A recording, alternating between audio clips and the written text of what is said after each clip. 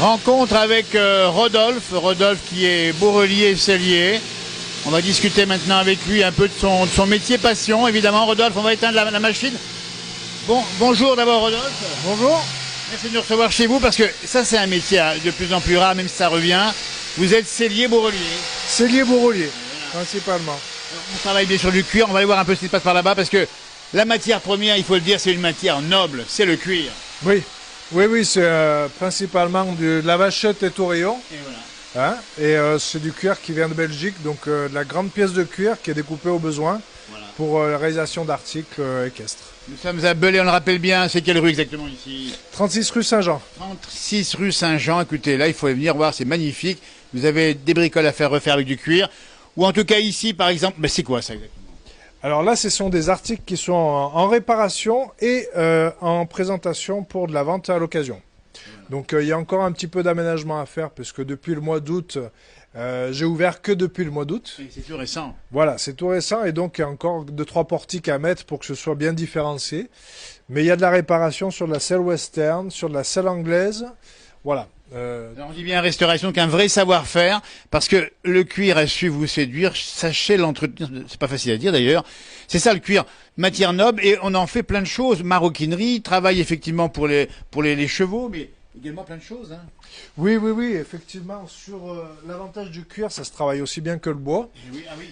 Donc on arrive à pouvoir travailler suivant les épaisseurs, on fait différentes choses, hein, notamment... Hors la sellerie et bourrellerie qui est mon métier, je fais aussi de la maroquinerie, réparation en maroquinerie. Réparation, on va dire effectivement là-bas des objets. Voilà, ça, tout ce qui est réparation. Ensuite, fabrication de besaces. Alors, des besaces pour... Besaces pour au quotidien, donc besaces, étui à couteau.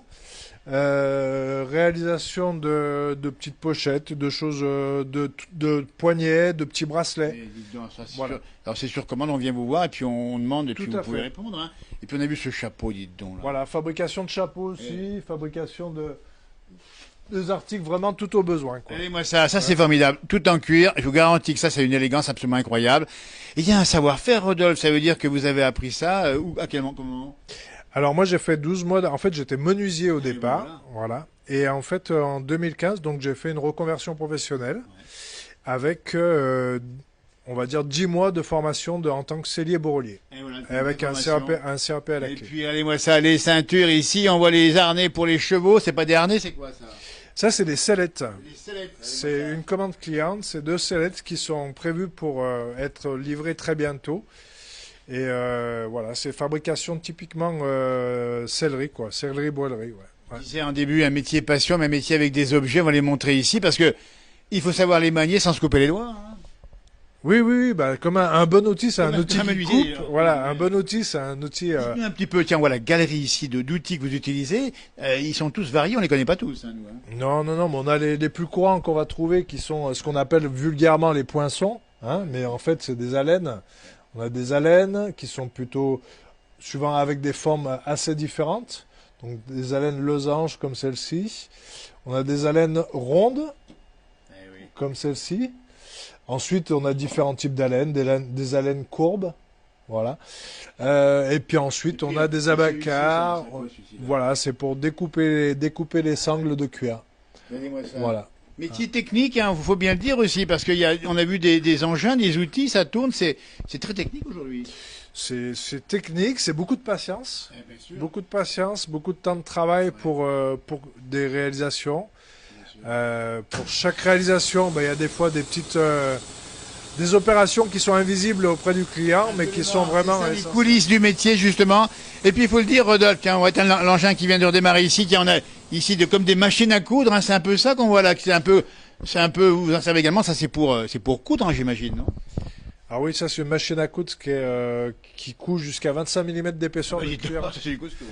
Voilà, et donc qui est principalement utilisée pour la sellerie. Voilà, et puis on en voit une là ici. Alors celle-ci, elle marche peut-être pas, elle marche peut-être plus maintenant, mais c'est un beau symbole celle-ci là. Ça remonte à des temps anciens. Hein.